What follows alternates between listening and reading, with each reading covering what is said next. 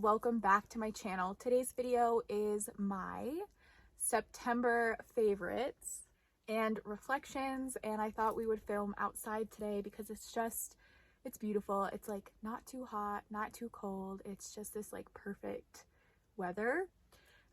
So September really flew by, I feel like, but it was a really good month for me. I don't know, I was happy like all of September. I can't remember a time where I was just feeling down during September. So overall, a really good month. So I like to start off these videos by doing my reflection of the tarot card and oracle card I pulled at the very beginning of the year, and we kind of analyze and see how it kind of pertained to my month. So for September, my tarot card was the Lovers. And I kind of predicted this as being a commitment to myself, a further commitment to myself, because I had already started a weight loss journey in August, kind of a week into August. And so September was the first full month where I was going to be doing this weight loss for the whole entire month. And to me, this card was talking about making a further commitment to myself, fully committing to this weight loss journey. And it's exactly how I thought it would be. So I worked out every single day of September besides the days I worked. So 4 to 5 days a week, because I did have some days off of work on the weekend during September. So I would say 4 to 5 days a week I exercise. And then I was eating, less. So my diet was also every day of September. I didn't stray from it at all, I don't think. No. So yeah, it was just further committing to myself, just making a choice and sticking with it. So really good. So my oracle card for September, if I can get it out, was Divine Light. And to me, I was thinking this was going to be being able to see my end goal with my weight loss a little bit more by the end of September, which, yes, I had a really awesome moment where a few months ago, I would say almost like right before I started to lose this weight, I bought a belt. And I just bought a size large because I thought that would fit. And I went to try it on, and the belt wouldn't even, I couldn't even get it completely around me. And the other day, I decided to try it because my pants have been fitting a little loosely.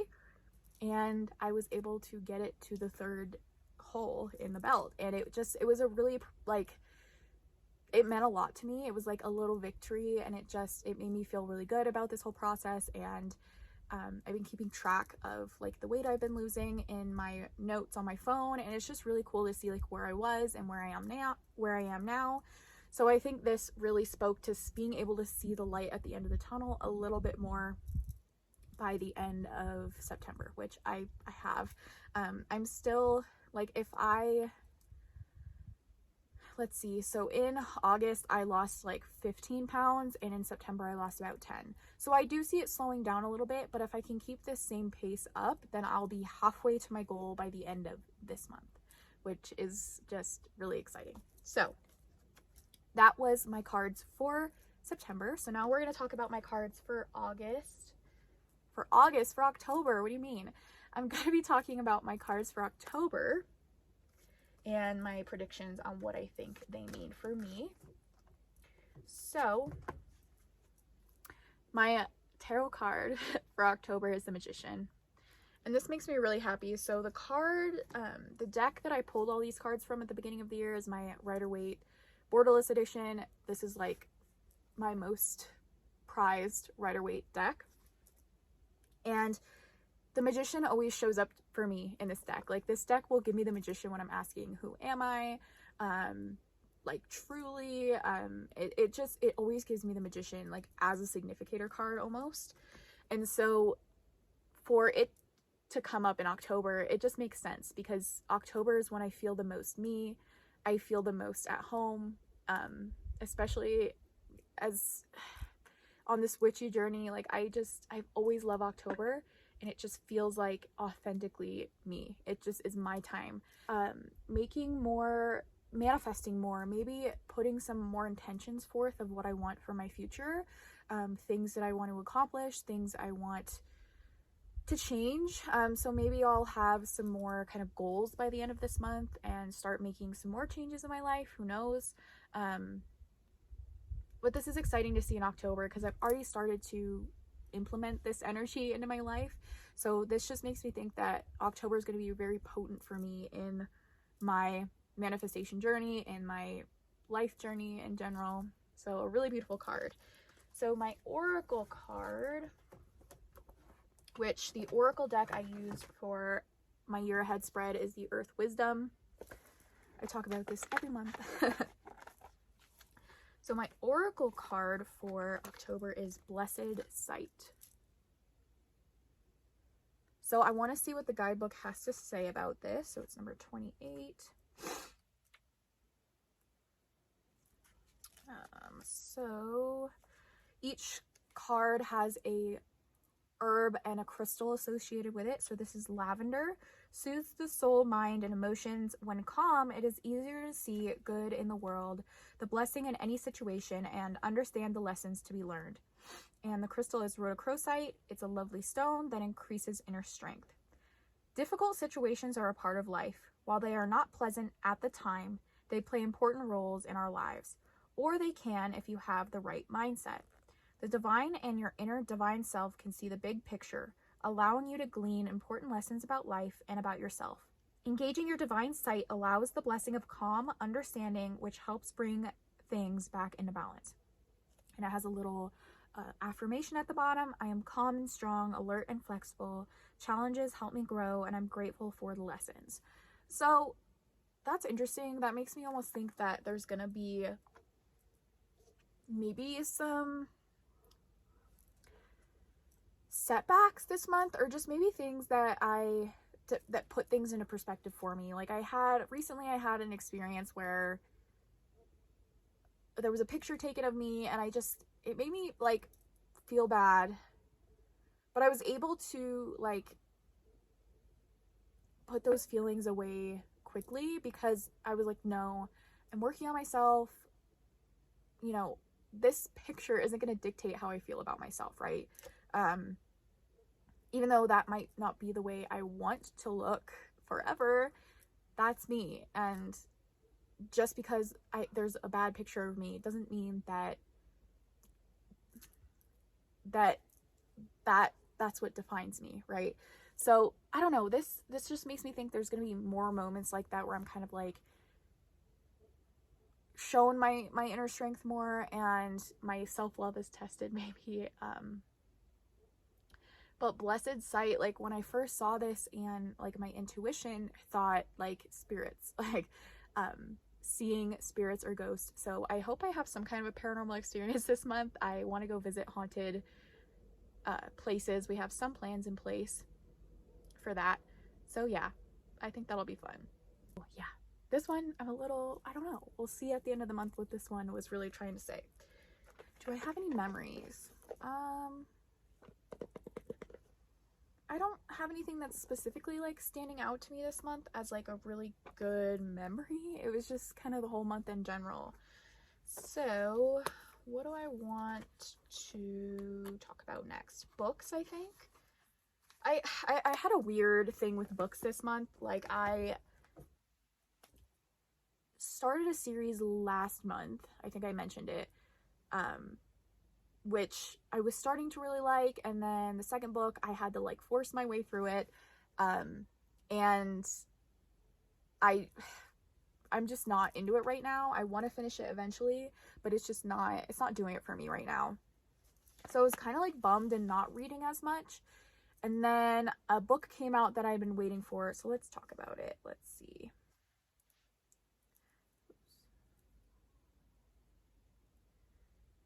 So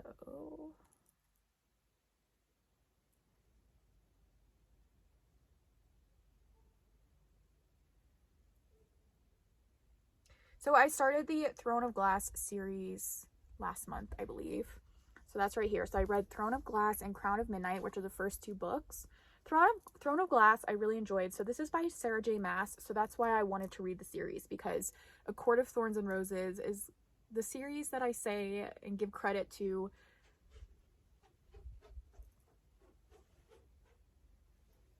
Oh my gosh, this beautiful, like, I don't know if it was a crow or a raven just flew by. Oh my gosh, it was stunning. I need to look up what that means. Anyways, I really loved her series, A Court of Thorns and Roses, and I also really loved Crescent City, which is her other series. This was the first one she ever wrote, and I knew it was going to be a less, like, it's a less adult, like, it's more of a YA kind of a story instead of, you know, it doesn't have a lot of sexual themes. That's fine. It's just, there's, like, been multiple love interests, and I just, no, the person that I wanted her to be with, it just didn't work out, and I don't know, it's just, I don't know. So, the first book, again, I really liked it, Throne of Glass. Crown of Midnight was okay. It started off really good. The ending, So, Heir of Fire, I have started it, which is the 3rd book in the series, but I'm taking a break, because it's just, I'm not feeling it right now. So, the other book that kind of got me back into reading this month was The Ballad of Never After. So, the first book in the series I read months ago is called Once Upon a Broken Heart. It's by Stephanie Garber, who wrote the Caraval series, which was the first series I finished at the beginning of this year. And Ballad of Never After, I was waiting for it to come out, and it is so good. And I was under the impression that it was the last book in the series when it came out, because she kind of said there's only these 2 books. So when I got to the ending, it was heartbreaking. I was like, oh my gosh, this can't be the end. And since then, she's announced that she is making a 3rd book. But The Ballad of Never After and Once Upon a Broken Heart, they're very whimsical. There's a lot of magic. It's fantasy, and it's a very, like, slow burn, morally gray, like, romance. It's so good. But again, it's more YA, so there's not a lot of adult. Okay, I'm sorry if the angle changed. I had to delete some stuff because my memory was full. But yeah, it's a very whimsical story. It's less adult. Then I started The Cruel Prince. So I'm 53% done with this one. Oops. I don't know why I clicked on it. This one's really good too. It's, again, more of like a YA. The Cruel Prince right there. And I've really been enjoying it. I've been, like, flying through this one. So yeah, really enjoyed reading this month, but I had to kind of find some other stuff because I wasn't really enjoying the Throne of Glass series. So I don't know. Let me know if you guys loved it, or like when you fell in love with that story if you've read it, because it's just, I don't know what it is right now, but it's just not, it's not doing it for me. Okay, so let's talk decks. Deck favorites, of course, are next. Okay, so let's talk this Deviant Moon Tarot Borderless Edition. I got this recently in my collection. It's funny because it's one that, it's like, from the moment I saw it, I knew it was gonna, it's like my style, 100%. It's dark, it's creepy, it has like moons in it. I mean, it's everything I love. And I ended up buying the Trionfi della Luna Illustrated Pips deck from Patrick Valenza first and fell in love. And when I got this, I was a little iffy about it, actually. I was like, I don't know. I feel like I just am so connected to that other deck, I didn't know. And I felt like because the artwork was a little bit more of like a digital style, I wasn't 100% sure about it, but I mean, I love it. I used it this month in a pick a card reading, and I've also used it for personal readings, and it's just really on point. I love the artwork. I mean, the artwork, the aesthetic of it was never an issue. I don't know, it was just, I hadn't really given it a chance yet, but I mean, I love it. I love it so much, and I understand why people use this for shadow work, because a lot of the cards show the shadow meaning, but you can also have a really beautiful, happy reading with this as well. So I just am really loving it. I want to do a video this versus the Trionfi della Luna illustrated, because they're very different. They have very different energies, and I feel like a lot of people just group his artwork into like one category, and I just really want to show the differences. So I think I'm going to do that this month, because I want to post a lot of videos this month. So that's the first favorite. This one surprised me. This is the Ghosts and Spirits Tarot by Lisa Hunt. I bought this because it's ghosts, right? I love it. If you guys don't know, one of my big passions or interests in life is paranormal investigating, paranormal in general, that whole world. And so that's why I bought this deck. These are the backs. But upon flipping through it, I realized that a lot of the meanings don't translate in the artwork for the tarot meanings that I have. But so I didn't really know, and there's a lot going on in the artwork, right? So I don't feel like this is one I could use multiple cards with. So I didn't really know how I was going to use it. And then I kind of had this epiphany one day. I was like, let me use this as an intuitive deck for spirit work. I don't want to use this as a normal tarot deck. I'm not going to pay too much attention to the title on the bottom. I just want to let my intuition go with this, because I've been really dabbling in that over the past, I don't know, 6 months or so. That's really been an interest of mine, is reading intuitively and just looking at what the artwork is telling me. So I use this again in a pick a card reading for October, for like the month of October predictions, and it worked so well for messages from ancestors or spirit work. So this is how I'm going to use it from now on. I think I'm going to use this in my mediumship readings, the ones I do for paranormal stuff, when I want to speak with spirit. I think that's what I'm going to use it for. It's just, the imagery is so potent, and the little guidebook does have stories, but I want to just create a really good, solid relationship with this deck before I really dive into the guidebook with it, because I like to just let my intuition go with this and just see, what is the picture telling me, what do I feel, before having like the little background story.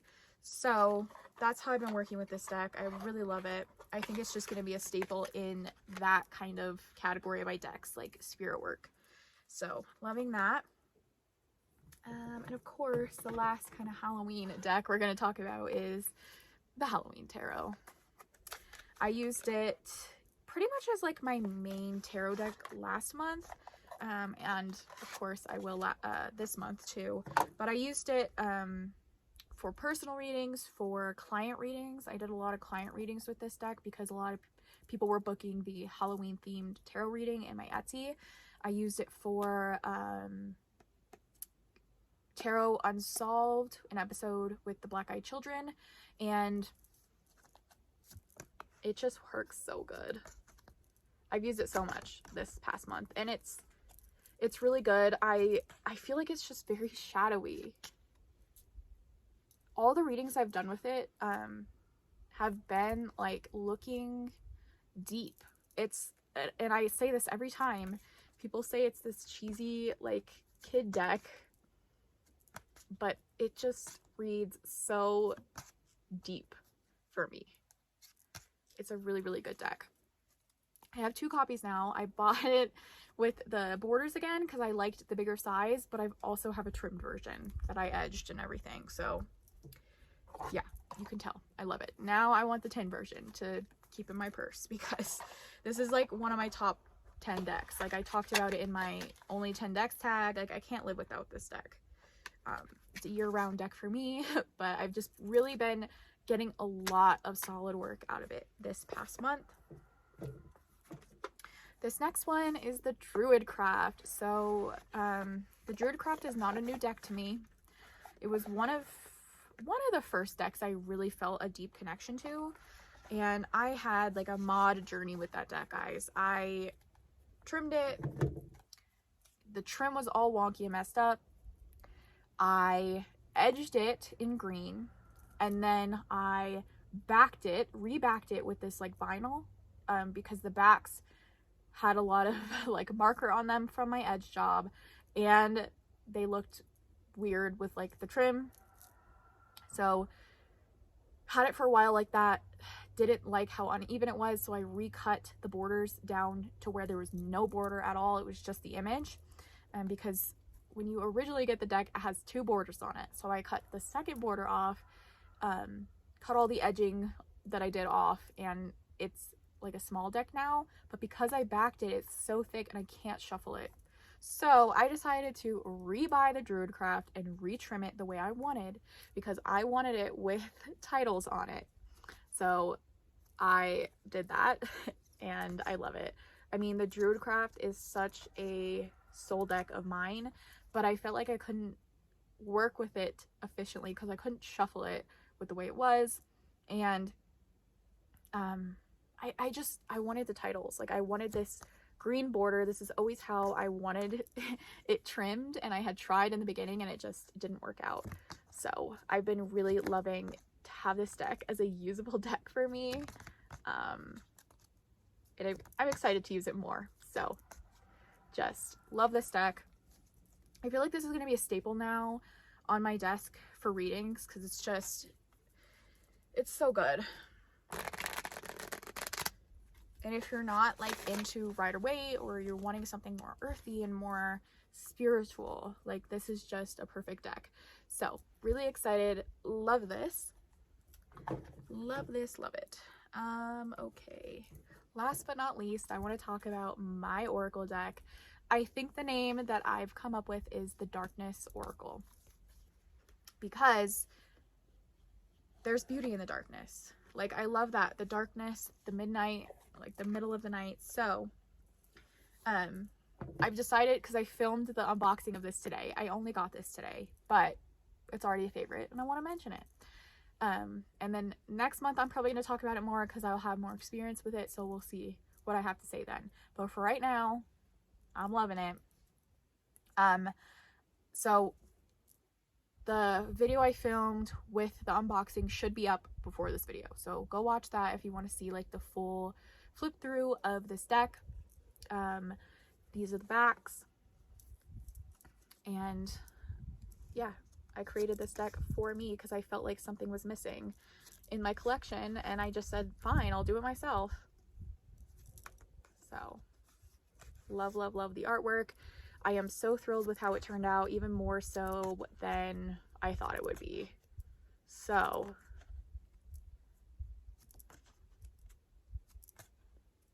yeah, I love it. I love everything about it.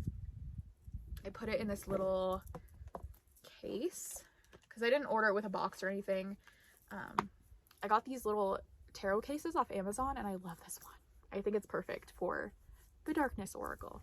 So that was my month of September. I'm so excited for October, you guys. I mean, it's my time. It's my favorite time of year. I'm excited for scary movies and cold weather and bonfires and pumpkin scented stuff. Like, I'm so excited. Ghosts, paranormal stuff. I'm ready. I'm ready for it. So let me know what you guys are most excited for in October. Is this your favorite time of year too? I would love to know. Yeah, so overall, just I feel like I'm living my best life at this point. So yeah. Is there anything else I want to tell you guys? Yeah, if you want Halloween themed readings from me, I do have them down in my Etsy shop. I have a Halloween themed reading, it's very inexpensive. It's a 15-minute video reading. And it's just Halloween themed. Like, we can go into whatever you want. It's just using Halloween themed decks. And then I have a witchy Halloween themed reading, which is more geared toward witchy stuff. So that is also on my Etsy. So yeah, I love you guys so much, and I'll see you in my next video. Bye.